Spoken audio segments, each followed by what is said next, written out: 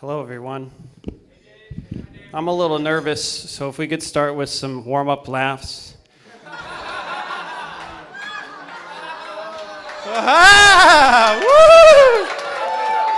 That's great. You guys are good at this, huh?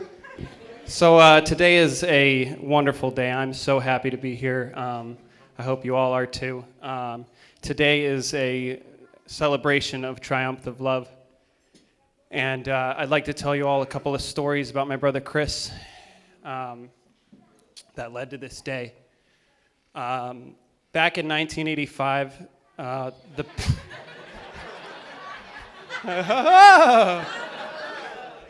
in 1985, there was a movie called Back to the Future, which is the best movie ever, that was released. It was the highest-grossing film in theaters in 1985. President Reagan was preparing for office, and a-ha's Take On Me was the #1 song on the radio. And there was a small family in Worcester, Massachusetts that was in peril. The father of this family was undergoing chemotherapy treatments, and it looked like he was going to die. And the mother of this family, the mother-to-be, was 6 months pregnant when she was diagnosed with toxemia. And if you don't know, in 1985, toxemia is pretty much a death sentence for a pregnant woman. So some of you are asking, Dave, why are you bringing up cancer and toxemia at a wedding?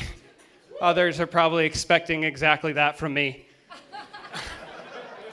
And some of you might be asking, Dave, how could it get any worse for that family in that story? And I'll tell you, the most handsome member of that family wasn't even born yet, so spoiler alert, that little infant that clung to life in an incubator for 3 months is the guy right here getting married.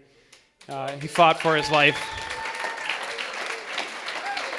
And if you could all make some noise for our parents who have overcome so much to be here today, that'd be great. Thank you.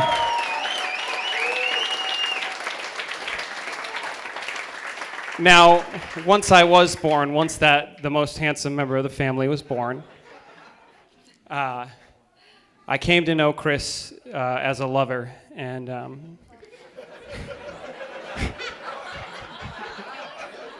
I knew Chris was a lover. But Chris showed his love through the traditional Irish method of beating anyone who messed with his family and anyone that dared to mess with me. When other kids were running to their parents' room because they were scared of their nightmares, I would always run to Chris. And even my first words weren't mama or dada, they were actually fur, which if you don't know, that's short for Christopher. So one of the first times I saw Chris's love in action, we were playing street hockey, and this older boy, Matt Calkins, came and pushed me from behind. And I got injured all over my front of my body. I was just bleeding. And as I looked up from my hands, I saw Chris digging his rollerblade into Matt's ribs, screaming, "You'll never push my brother again." That's love. And that's love, right?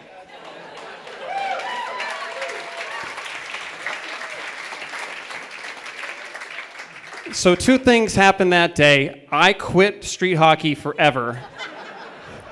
And I realized I'd be safe whenever Chris was around because Matt's brother was twice Chris's size and he wasn't scared at all.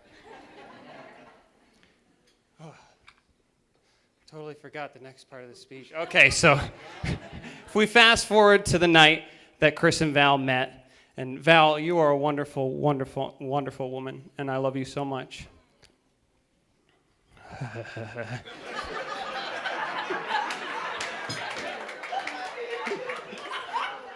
So this next part, we were at Spiritual Haze, and I was sitting next to a friend of mine. I'm not going to mention his name, but he was sitting next to me, and he looked at me, and he said, when Val walked in, I looked at her, and I said, wow, that is one beautiful woman. And my friend looked at me, looked at Val, and looked back at me, and handed me his keys, and said, I'm going home with her, Dave. You can take my car. So as I was driving him home, drunkenly sobbing in the passenger seat that night, I realized something had changed in Chris. And Ellen G. White once wrote that true love it's not a burning passion and hard-headed, but it's actually calm and wise. And that night I had seen in my brother a calmness I'd never seen before. It was as if that little baby in the incubator who had fought so hard to live, to become that older brother who would fight for the people that he loved, had become this man who realized his purpose was to marry this wonderful woman. So if you could make some noise for my brother Chris and everything he's gone through. It's not over yet. One sec, we can hug. One more part.